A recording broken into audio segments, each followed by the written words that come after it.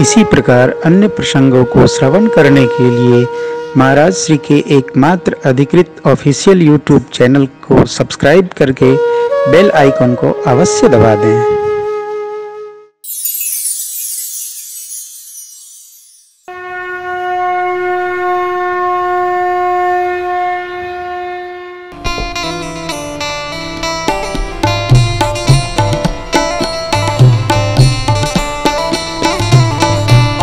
परहित सरीस धर्म नहीं भाई, परहित सरीस धर्म नहीं भाई, पर पीरा सम नहीं अधमाई,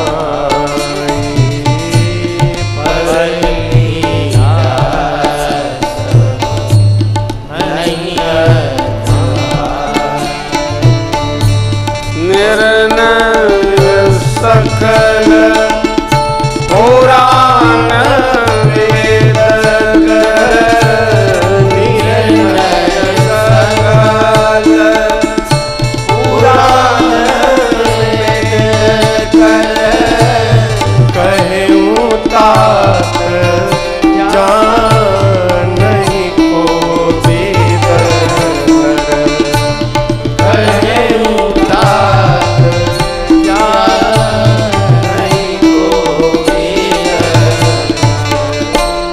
परहित बस जिनके मन माही, परहित बस जिनके मन माही, न कहूँ जग दुर्लभ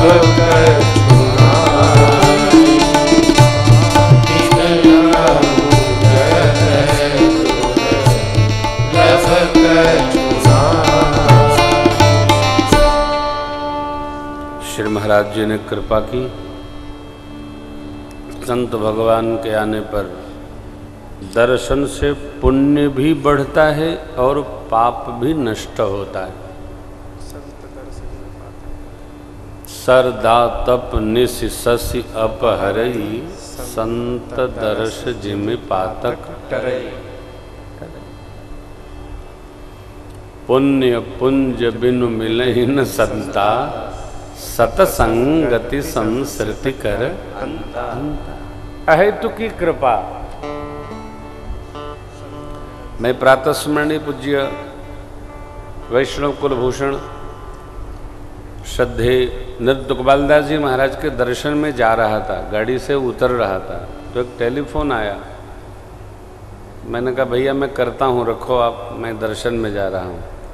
वही इन्हीं का टेलीफोन था। अभी मैं सो के उठा तो मैंने फ़ोन मिलाया। हमने कहा भैया आपने फ़ोन किया था, मैं दर्शन में था, आप कौन बोल रहे हो? तो बोले मैं पूज्य स्वामी यतीन्द्रानंद का सेक्रेटरी बोल रहा हूँ। हमने कहा अरे यार मैं तो बुला ही गया था। तो कहाँ है स्वामी जी? बोले ओरछा में। हमने कहा तो क्या आज्ञा है? मैं कथा के बाद आऊँगा। बोले नहीं वो आएंगे।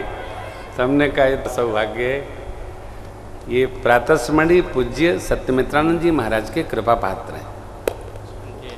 तो 20-25 साल नमस्ते सदा में रहे हैं।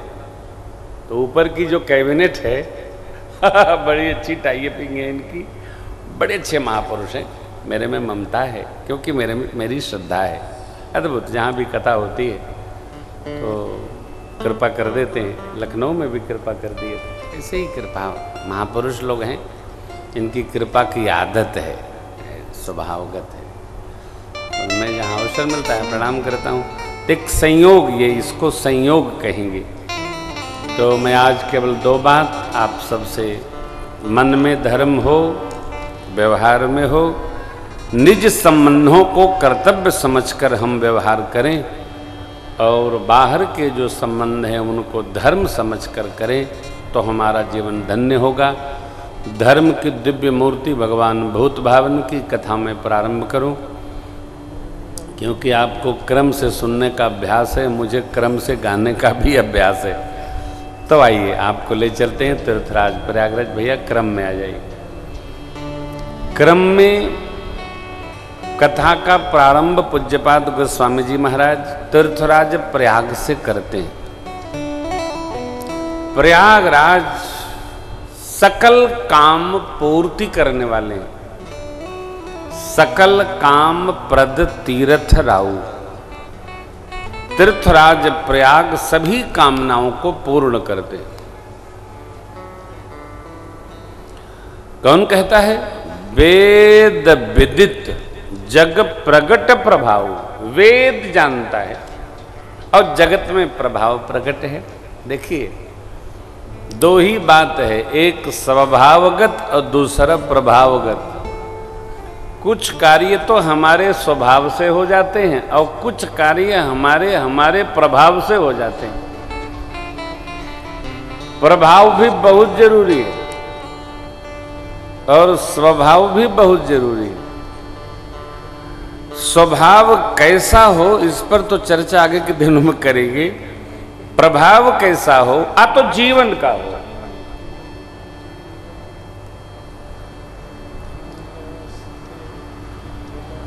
तीर्थराज सभी तीर्थों के राजा हैं, ये उनका प्रभाव है। वहां जो आएगा उसकी सभी कामनाएं वो पूर्ण करेंगे, ये उनका स्वभाव है। तीर्थराज की महिमा गाते गाते परमात्मा श्री रघुनाथ जी ने कहा, को कही सकई प्रयाग प्रभावू। कोई प्रभाव नहीं कह सकता। क्यों? कलुष पुंज कुंजर मिगराऊ।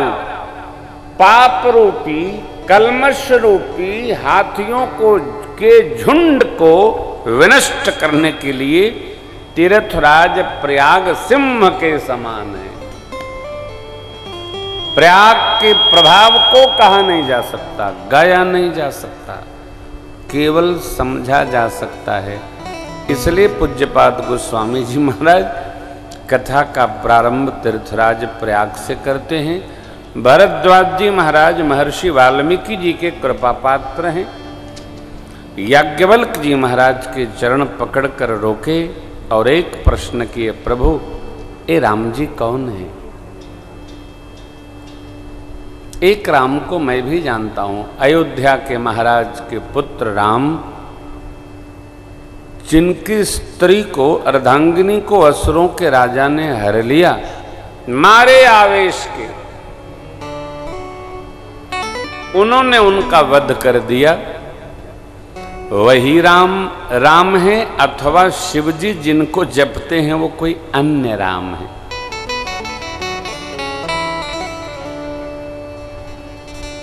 याज्ञवल्क बाबा ने पूछा, आपको संक्षेप में सुनाऊं या विस्तार से? कथा का संक्षेप नहीं होता।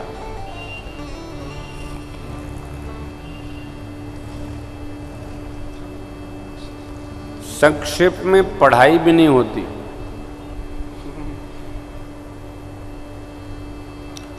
पढ़ लेने के बाद तो संक्षेप संभव है।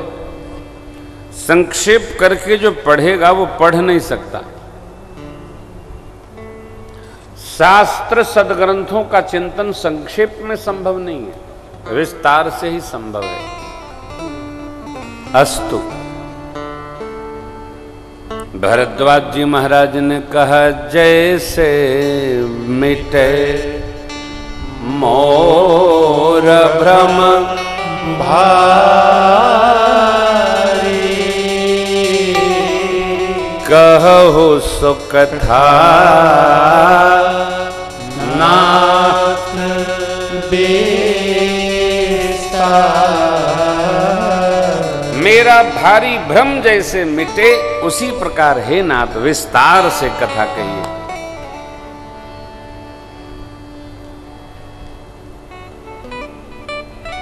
गदगद हो गए याज्ञवल्क बाबा, प्रशंसा किए, कथा की प्रशंसा किए। ऋषिवर जैसे आपने कथा पूछी मेरे से, ऐसे ही एक बार भगवती माँ भवानी जी ने भगवान भूत भावन से राम जी की कथा पूछी। उन्होंने वो कथा कैसे सुनाई ये तो मैं आपको बाद में सुनाऊंगा। पहले ये सुनिए, एक बार त्रेता युग में भूत भावन भगवान मां सती को लेकर कथा श्रवण करने अगस्त्य महाराज के आश्रम पर गोदावरी गंगा के तट पधारे। ऋषिदेव ने पूजन किया और पूछा, बाबा विश्वनाथ आपने ऐसी कृपा कभी नहीं करी, किस कारण आपने ऐसी कृपा की? हे देव, हम तो राम जी की कथा सुनने आए हैं। आहा, मेरा सौभाग्य, सुनाए। नहीं, आप तो ऊपर आइए, हमको नीचे बैठने दीजिए। तो ऋषि जी ऊपर बैठ गए और बाबा माँ के साथ नीचे बैठे। 9 दिन कथा भई।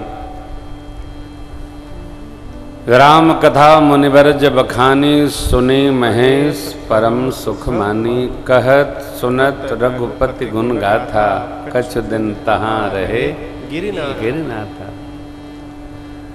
कथा की दक्षिणा भेंट करके राम भक्ति प्रदान किया है बाबा भोलेनाथ ने और माँ के साथ विदा होकर चले।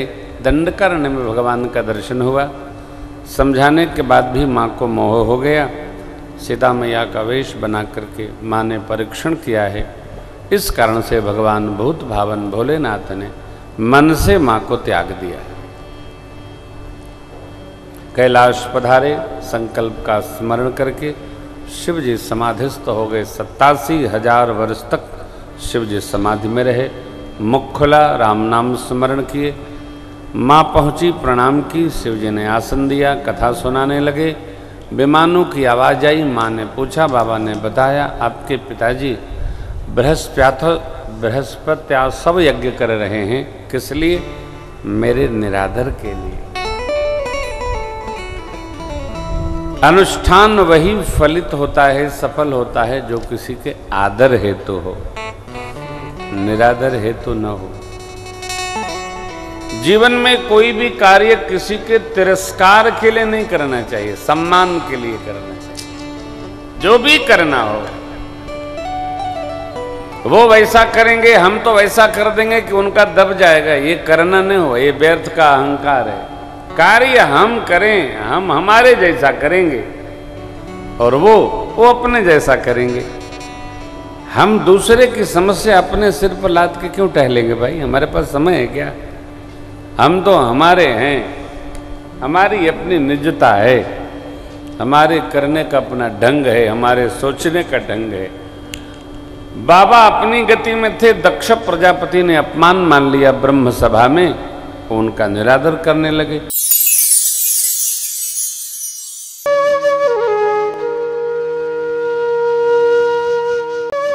इसी प्रकार अन्य प्रसंगों को श्रवण करने के लिए महाराज श्री के एकमात्र अधिकृत ऑफिशियल YouTube चैनल को सब्सक्राइब करके बेल आइकन को अवश्य दबा दें।